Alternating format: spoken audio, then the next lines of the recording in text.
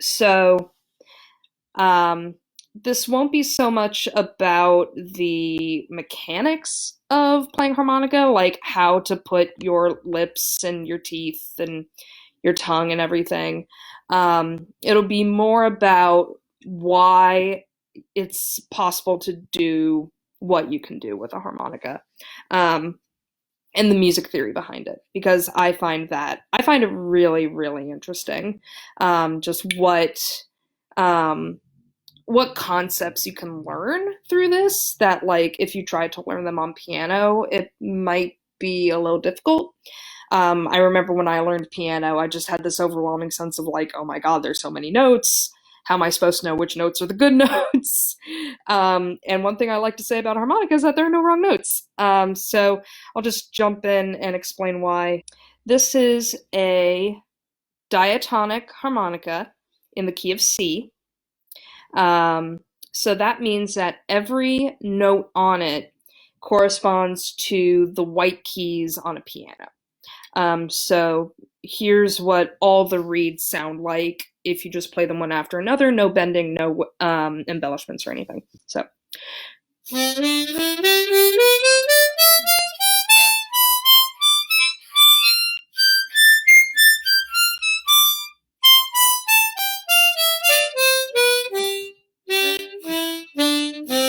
So there's 3 octaves. The lower one doesn't have every note in the scale. The middle one does, and then the highest one has almost all of them. So if you know solfege, you can probably tell that the notes available to you, and I'll point on top for exhale and bottom for inhale.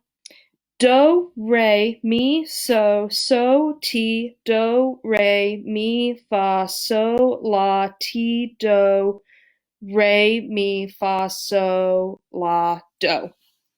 So if you don't speak solfege and you speak scale degrees, then you can, replace that with 1, 2, 3, 5, 5, 7, 1, 2, 3, 4, 5, 6, 7, 1, 2, 3, 4, 5, 6, 1.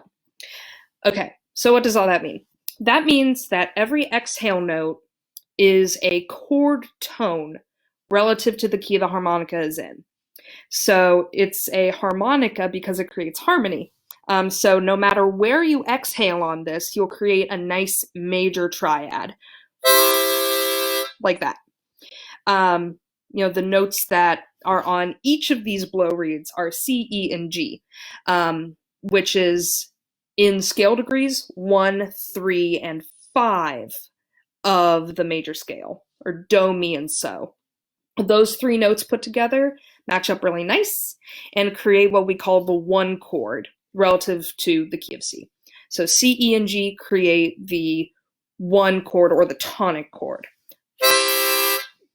Now you might have noticed when I started talking about this that there are 2 Gs, 2 sos, 2 5s at the bottom of the harmonica. That is because the notes you can get down here when you inhale are D, G, and B, which is an inversion or a switched version of another major chord. The notes that you get down here when you inhale are G, B, and D. And those are, if you're thinking the key of G, 1, 3, and 5. If you're thinking the key of C, 5, 7, and 2. That also creates a major triad. The nice thing about the notes available there is that they are in thirds. So those are intervals that sound really nice to the human ear. Is if you play notes in thirds that are thirds away from each other, they just sound harmonious. So C and E are a third away from each other. G and B are a third away from each other. Because it's like, C, D, E, that's a third. E, F, G, that's a third. And then G to C is actually a fourth, but that's another interval that we like, and that's available to us here. So anyway, major triads. You have C, and you have G. And because C and G are a fifth away from each other, C, D, E, F, G, that's also a relationship that sounds really good scientifically. You can hear how there's like a feeling of movement that's like it resolves into itself.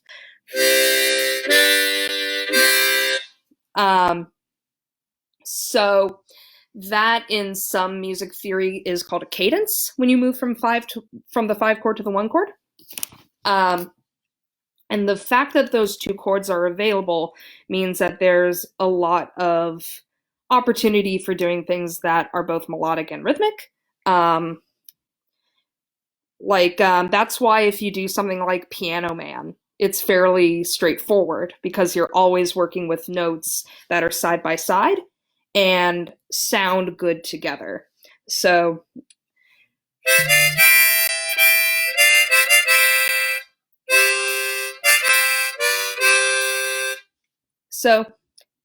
I really like the fact that there's this limited number of notes on it because then you don't have to think so much about the individual notes, but you can think more about the relationships between the notes. The fact that if you're exhaling, you're in the home key. And if you're inhaling, you're creating tension that can be released in a theoretical sense. Especially if you're playing like up here, 6 and 7, that's an A and a B, which are a second away from each other and doesn't sound like super consonant, doesn't sound super great when you play them next to each other. But then you resolve them by exhaling. Which, Bob Dylan's not a great harmonica player, but he does things like that all the time. If you think of something like a Rolling Stone, like his fill in that is super easy.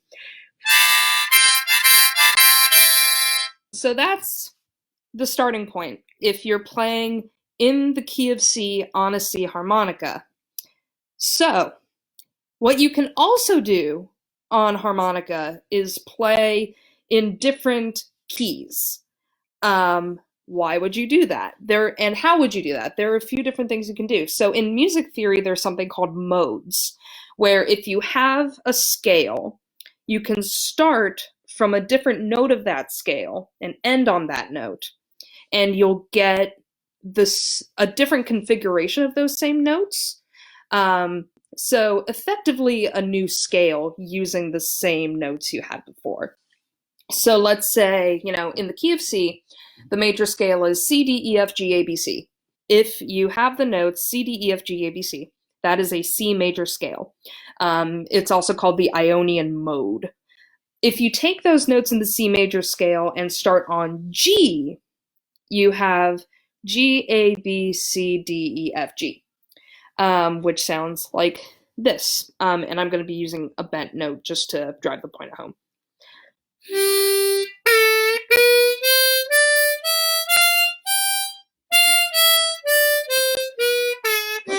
So you can hear it sounded mostly like a major scale until we got to the top.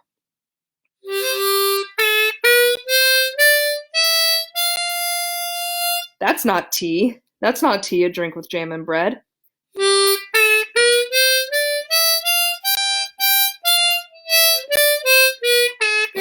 So that note, instead of T, in solfege it's called te. If you're thinking in scale degrees like a lot of jazz people do, it's flat 7. Flat 7 is a really useful note if you're playing blues because it's also a note that creates tension. So I'm going to be playing, as an example, B, D, and F. B and D are happy because they're a third.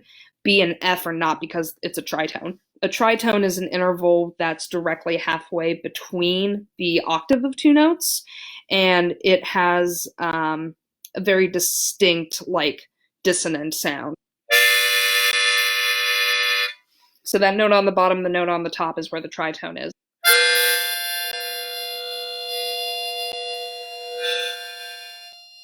That interval is called a tritone. So having that flat 7 between the 3rd and the 7th creates a lot of tension, but it also sounds really cool.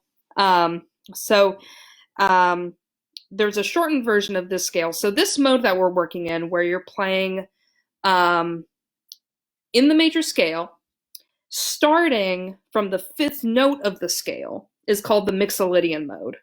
So it's basically the major scale, but instead of T, you have Te, or instead of 7, you have flat 7. You can do a shortened version of this scale, which is a blues scale. If you're a jazz person and you mostly know the minor and major pentatonic scale, in harmonica, it's a little bit different because you'll use the major third but a minor seventh. So this is what a standard blues scale would sound like on a harmonica.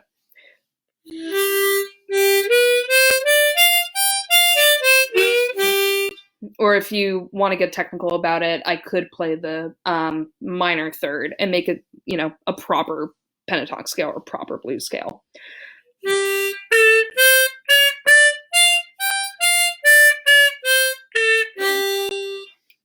And that's awesome. We really like being able to do that on harmonica for a few reasons. One is because if you're playing in harmonica speak, it's called second position.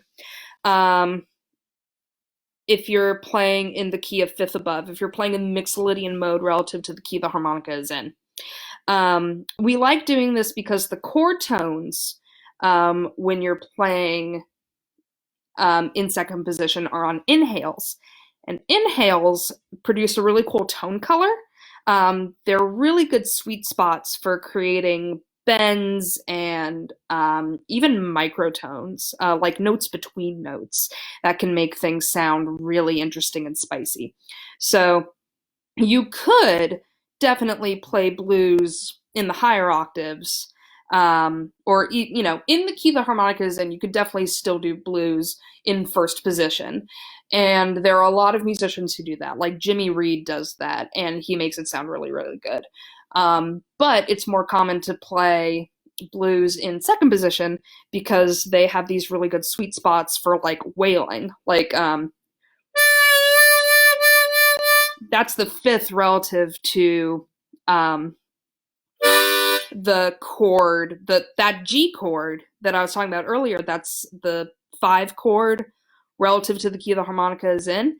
Now that's the tonic if you're playing in second position. And that makes the C the 4 chord. So you've got the exact same notes, but they have different relationships to each other that create kind of a different sound and a different feeling, which I just think is the neatest goddamn thing. So you've got those sweet spots, you've got the blues scale, and then you can even go further with these modes. So first position in harmonica speak, or straight harp, is playing in the key the harmonica is in. Second position is playing in the key of fifth above that, in the Mixolydian mode. Third position is playing in the Dorian mode. And if you know music theory, you'll notice that goes around the circle of fifths. So C, on a C harp, you have first position is key of C, second position key of G, third position key of D. So it's always going to be the next note above from the key the harp is in, if you're going in third position. So if you want to play in Dorian mode on a B flat harp, you'll be in C minor. If you want to play in Dorian mode on a D harp, you'd be in E minor, because it just goes up one note. And again, that's going, a fifth to a fifth to a fifth by each position. So that Dorian mode is same notes as the C major scale, but starting on D. Let me just play that D minor scale for you. Like, again, this is the same notes of the C major scale, but starting on D and ending on D.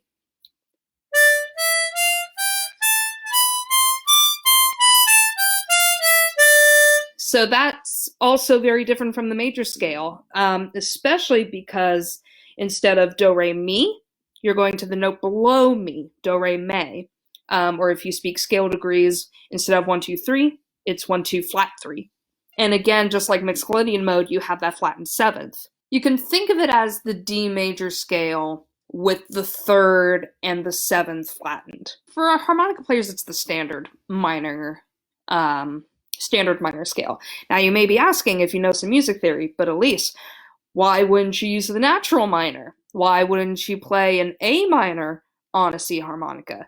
And you can do this. It's called fourth position. It's not used very much. I really like to use it for some kind of jazzy songs. Like I really like doing it for what's it called? Black Orpheus.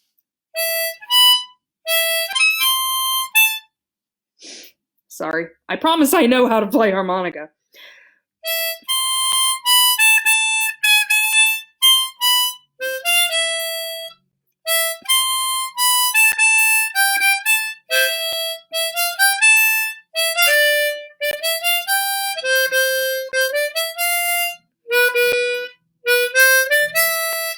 So you can definitely play an A minor on a C harp. But why is that less common than playing in D minor on a C harp?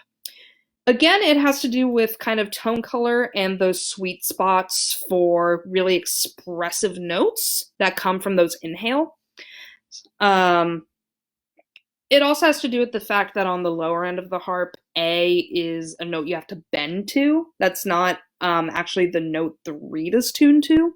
So that can be intimidating. But also, like, let's say you're playing in A minor. The fifth, A, B, C, D, E. The fifth of that would be E.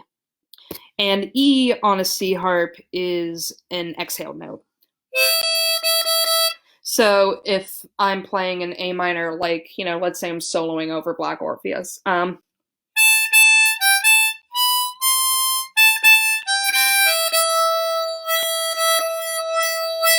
So that fifth that I was emphasizing at the end, it sounds cool, but not as expressive as even, that A that I was inhaling on.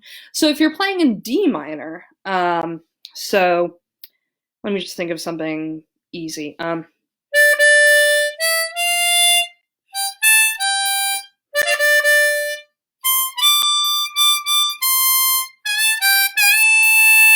So that time A is the fifth away from D. D, E, F, G, A. And when you're playing in Dorian mode, that A is an inhale note, which means it has a more expressive tone color. So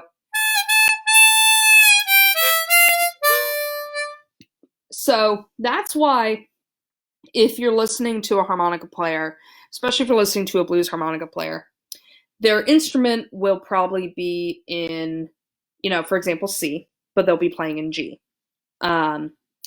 There's and what I find fascinating about that is that it means that most harmonica playing is done on the inhale.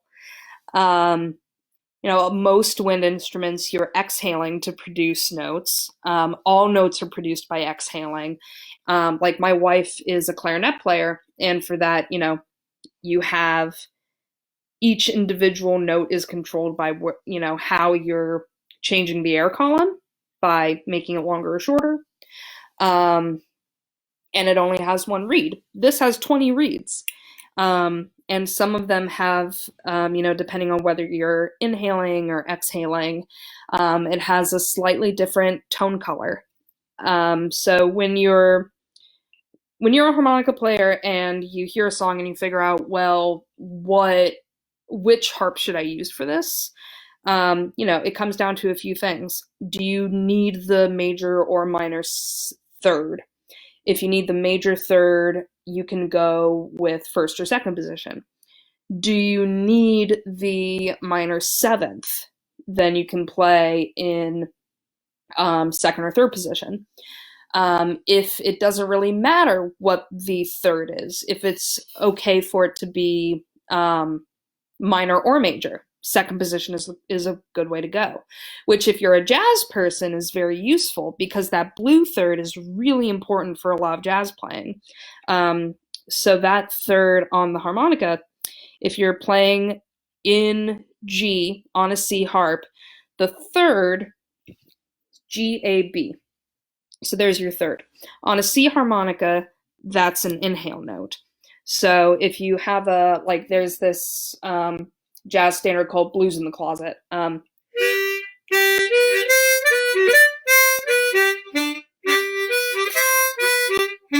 So for those first four bars, you just play the reeds to the frequency they're tuned to.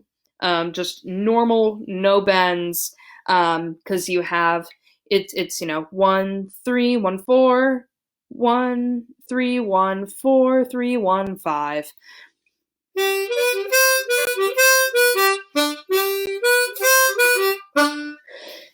And then the second four bars you flatten that third.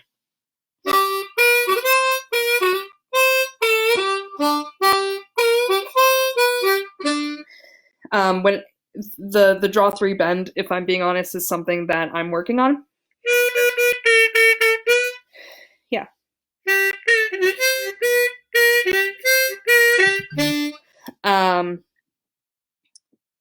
Or it's even more noticeable if I do something like there's a jazz standard called Moanin' by Art Blakey that I really like.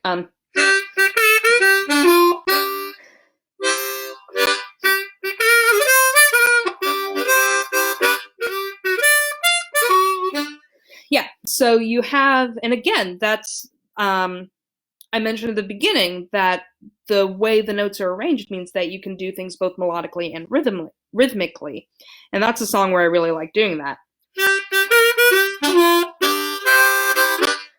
Because you have the chords and the melody both available to you.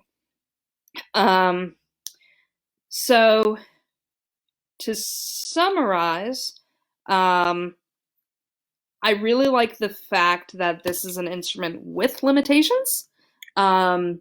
People tell me, jazz people particularly tell me sometimes, at least, why don't you just get a chromatic harmonica? And the answer to that is because I prefer thinking of the music I make, not in terms of each individual note I'm producing, but the relationships between the notes. And I feel like harmonica is a really good tool for understanding that. I think something that when I tutored jazz theory, people had the most trouble with was things like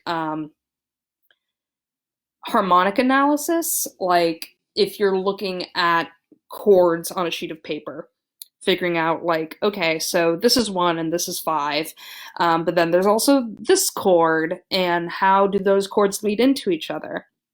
I think the fact that this is an instrument where to be good at it, you have to understand circle of fifths, you have to understand intervals, you have to understand the relationships between the chords you can produce. I think that made it a really helpful tool for me to figure out jazz a little bit better.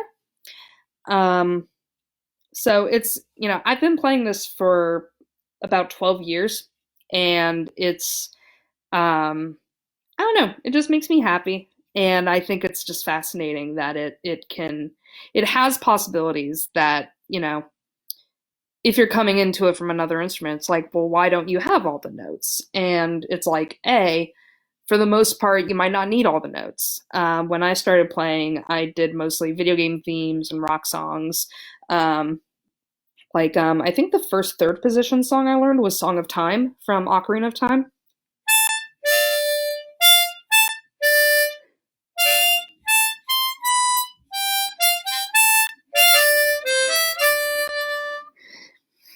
So I like that. So and if you're learning fairly simple songs like that, you don't need all the notes, and it actually makes it easier to figure out, to create this melody. I think of it in terms, I can think of it in terms of like, if you're exhaling, those notes are home if you're in first position. If you're in second position, the inhale notes are home. And then you expand into more chromatic territory once you learn bending. Like the bends that are most easily available are, if you're thinking of it in terms of first position, you can get flat 5.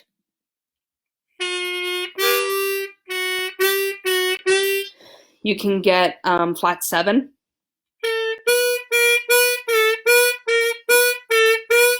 You can get flat 2 or flat 9 if you're a jazz person. And you can get flat 6 or flat 13 if you're a jazz person.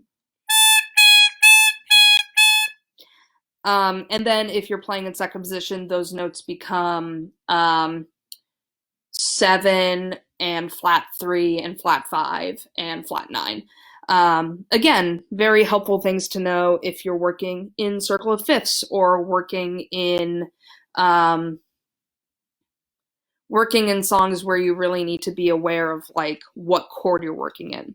But at the same time, if you're doing blues, because the 12-bar blues form typically only has 3 chords, you can play those same notes over any of those chords, because that's the way a blues scale is designed, that any note you play will sound good over the diatonic chords of that scale. Diatonic, by the way, is a theory term that means limited to the scale that you're in. So if you're in the key of C, the diatonic chords will be C major, D minor, E minor, F major, G major, A minor, B diminished, C major. Those are all the diatonic chords.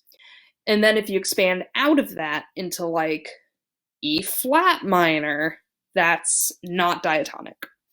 So that's why this is called a diatonic harmonica, because all the notes on it are diatonic to the key it's tuned to, which in this case is C. So then once you expand outside of those notes, once you're bending into other notes and trying to adapt to chords that aren't diatonic, you're working into chromaticisms. And I think the fact that it is possible to access those chromaticisms on a diatonic harp is, I like the fact that it's more challenging than trying to do it on a chromatic harmonica. And again, for me, it's just because I like thinking about things more in terms of solfege and more in terms of note relationships than to the notes proper. That's about all I have to say about the subject. Hopefully this was interesting to you at all. I really like talking about this just because I think it's fun. And I was telling this to a friend, and they said, wow, why did nobody explain music theory to me this way before? Again, I think harmonica is a really good tool for figuring out the relationships between notes and the relationships between chords. Well, hope you had fun. If you have any other ideas for things that you'd like me to ramble about, please feel free. Like during this social distancing period, I would love to practice teaching, I guess, or at least just talking about the stuff I like to talk about and make in a way that makes sense. Dexter, can you say hello to the camera? Can you say hello to the camera, Dexter? Hi. All right. Thanks, everyone. Glad you tuned in.